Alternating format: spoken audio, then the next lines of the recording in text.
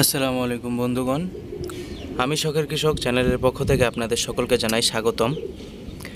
বন্ধুগণ, আপনারা এখন দেখছেন একটি ন্যাচারাল পন্ড। তো এই ন্যাচারাল পন্ডটি কিন্তু আমার ছাদের উপরেই তৈরি করেছি। তো এটাকে হাউসও বলা চলে অনেকটাই, তবে এর পানিটা দেখতে পাচ্ছেন গ্রিন ওয়াটার ন্যাচারাল, এবং এখানে বিভিন্ন জলজ গাছ আছে। এই যে আরও বেশ কিছু জলজ গাছ আছে যেগুলো গ্রিন ওয়াটার হওয়ার কারণে আমরা দেখতে পাচ্ছি না, এবং প্রচুর পরিমাণে মাছ তো আছেই। তো এই রকম গ্রিন ওয়াটারের পন্ড যারা খুবই কম মূল্যে তৈরি করতে চান তাদের জন্যই আজকের এই ভিডিওটি। তো খুব বেশি কথা বলবো না, তো কিভাবে এই পন্ডটি তৈরি করেছি সে সম্পর্কে বিস্তারিত এই ভিডিওতে দেখানোর চেষ্টা করব। আর পরবর্তী কোনো ভিডিওতে এই পন্ড থেকে আমি কি কি উপকার পাই বা কি জন্য আর কি এখানে আমি পন্ডটি তৈরি করেছি সে সম্পর্কে একদিন বিস্তারিত আলোচনা করব। তো সেই জন্য অবশ্যই চ্যানেলটি সাবস্ক্রাইব করে রাখতে হবে। তো আজকে শুধু আমি আপনাদেরকে টিউটোরিয়াল দেখাবো যে কীভাবে আমি এই পন্ডটি তৈরি করেছি এবং খুবই কম মূল্যে তৈরি করেছি। তো চলুন ভিডিওটি শুরু করা যাক, এবং না টেনে দেখার জন্য অনুরোধ রইল। বন্ধুগণ, এরকম ন্যাচারাল পন্ড বানানোর মূল কথাই হচ্ছে যে লো বাজেটে কিভাবে আমরা বানাতে পারি। এটা হচ্ছে 6 ফিট বাই 4 ফিটের একটা চকি। তো এরকম 6 ফিট বাই 4 ফিটের একটা পুকুর বানাতে হলে আমাদের, যদি আমরা হাউসের মতো করে বানাতে চাই, তাহলে কিন্তু মিনিমাম 10 থেকে 15,000 টাকা বা তার বেশিও লাগতে পারে। আর এই চকিটা মাত্র আমি 500 টাকা দিয়ে কিনেছি। মোটামুটি ভালোই, কিছুদিন ব্যবহার করা হয়েছে, তারপর উনি বিক্রি করে দিয়েছে। এরপর কয়েকটা কাঠ কিনে নিয়েছি, শুধু এই 4টা কাঠই লেগেছে আমার এক্সট্রা, আর এখানে একটা এক্সট্রা কাঠ লেগেছে যেটা আমি এখানে ওই যে পানি আউটের জন্য রেখে দিয়েছি, যাতে বৃষ্টির পানি যদি ওভারফ্লো হয় তাহলে এখানে একটা পাইপ ইউজ করব, সেই পাইপ দিয়ে পানিটা বের হয়ে যাবে। আর এখানে আমি নিচে একটা লেয়ার দিয়েছি পুরানো ত্রিপলের, যেহেতু আমার কাছে পুরাতন কিছু ত্রিপল ছিল। এখানে মূলত মেন কস্টিংটা যাবে আমাদের ত্রিপলের পিছনে। এই ত্রিপলটা আপনারা চাইলে অ্যাভয়েড করতে পারেন, তবে দিলে একটা এক্সট্রা সেফটি থাকলো। আর 4 সাইডে এভাবে নর্মালি আপনারা কাঠটা লাগিয়ে নেবেন চারপাশে মাপ নিয়ে, এবং টোপকাটা দিয়ে আমি ত্রিপলটাকে আটকে দিয়েছি। মাঝখানের দিকে টোপকাটা রাখবো না, কারণ টোপকাটা লেগে উপরের এই যে ভালো ত্রিপলটাও ছিদ্র হয়ে যেতে পারে। তো টোপকাটাগুলো আমি শুধু সাইডে সাইডে ইউজ করেছি। আর এভাবে এই ত্রিপলের মাপটা একটু বাড়তি করে নেবেন আপনারা বুদ্ধি খাটিয়ে।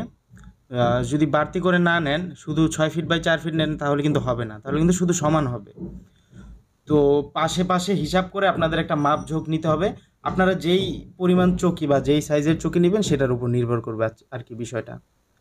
তো এরপরে আমাদের কাজ হচ্ছে, এইখানে আমরা এই যে চকিটা, এই চকির নিচে আমরা ইট ব্যবহার করেছি। ইট ব্যবহার করার পিছনে কারণ হচ্ছে, যদি ইট ব্যবহার না করি তাহলে বৃষ্টির সময় যে পানিটা কাঠে লাগবে, তাহলে কাঠটা কিন্তু খুব দ্রুত পচে যাবে। আর এখন ইট দেওয়ার কারণে পানিটা নিচ দিয়ে চলে যাবে, কাঠে লাগবে না, কাঠের কোনো ক্ষতি হবে না ইনশাল্লাহ। আর মাঝখানে মাটি দেওয়ার কারণ কি, যেহেতু শুরুতেই বলেছি আমার এটা ন্যাচারাল একটা পন্ড হবে। তো ন্যাচারাল পন্ডের বৈশিষ্ট্য হচ্ছে নিচে মাটি থাকে, আর এই মাটিতে আমি বিভিন্ন অ্যাকোয়াটিক প্লান্ট লাগাবো, যেটা ভিডিওর শুরুতে আপনারা দেখেছিলেন যে বিভিন্ন রকমের গাছ লাগিয়েছি। তো এইখানে থিওরিটা কিভাবে কাজ করে, যখন আমি এখানে বিভিন্ন প্ল্যান্ট লাগাবো এবং আমার মাছের যে পায়খানা বা মলমূত্র যেগুলো থাকবে সেগুলো এখানে পচে সার তৈরি হবে, এবং সেই সারের মাধ্যমে আমার গাছগুলো বড় হতে থাকবে আর কি। এবং সেই গাছগুলোকে কেটে আমি আমার মুরগি অথবা খরগোশ যে কোনো কিছুকে দিতে পারি খাওয়ার জন্য। এখন এখানে কিভাবে আমি পানি নেব, তো পানি দেওয়ার জন্য প্রথমে আমি এরকম একটা বোলের ইউজ করছি। কারণ কি, যদি আমি সরাসরি এখানে পানি দিই তাহলে কিন্তু পানিটা একদম এই মাটির সাথে মিশে ঘোলা হয়ে যাবে। আর এই বলটা ইউজ করার কারণে কি হবে, আপনারা দেখতে পারবেন একটু পর, পানির যে ময়লা, যেগুলো ভাসমান ময়লা, সেগুলো ঠিকই ভেসে উঠবে, কিন্তু পানিটা কিন্তু ঘোলা হবে না।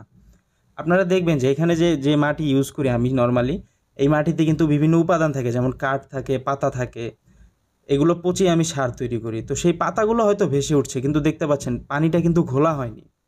তো পানিটা ঘোলা না হওয়ার মূল কারণই হচ্ছে এই যে এরকম একটা বাটি বা বল ইউজ করা। এইগুলো ইউজ করলে পানিটা ঘোলা হবে না।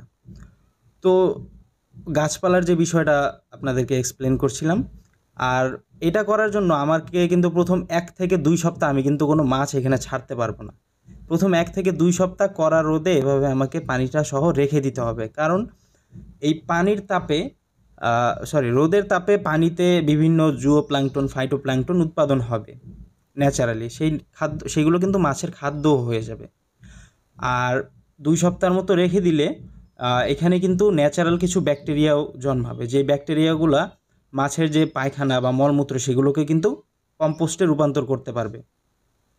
তো মোটামুটি 7 থেকে 14 দিন পরে আমি কিন্তু এখানে বেশ কিছু মাছ ছেড়ে দিয়েছি এবং মাঝখানে কিছু পাইপ দিয়েছি, যাতে এই যে ভাসমান যে ফ্লোটিং প্ল্যান্টগুলো, এগুলো হচ্ছে অ্যাজোল্লা, এই অ্যাজোল্লাগুলো যাতে অ্যাজোল্লা দিয়ে যাতে পুরো পুকুরটা ভরে না যায়, এই জন্য আমি পাইপ ইউজ করেছি।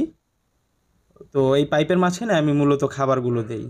আর এই অ্যাজোল্লা ব্যবহারের 2টা সুফল আছে। একটা সুফল হচ্ছে এগুলো কিন্তু আমি চাইলে মুরগিকে খাদ্য হিসাবে দিতে পারি। আর দ্বিতীয় সুফল হচ্ছে হাঁসকেও দিতে পারি। এবং দ্বিতীয় সুফল হচ্ছে এই অ্যাজোল্লার কারণে পানিটা ক্লিন থাকে। এখন পানিটা একটু ময়লা দেখাচ্ছে কারণ প্রচণ্ড রোদ। এই রোদের কারণে কিন্তু মাটিতে যে উপাদানগুলো থাকে সেগুলো কিন্তু পচে পচে ভেসে ওঠে। তো সেই জন্য পানিটা একটু ঘোলা দেখাচ্ছে। তবে 2-1 বার বৃষ্টি হলে আলহামদুলিল্লাহ পানি যখন পরিপূর্ণ হয়ে যাবে তখন মোটামুটি ক্লিয়ার দেখাবে, যেটা আপনারা ভিডিওর শুরুতে দেখেছিলেন।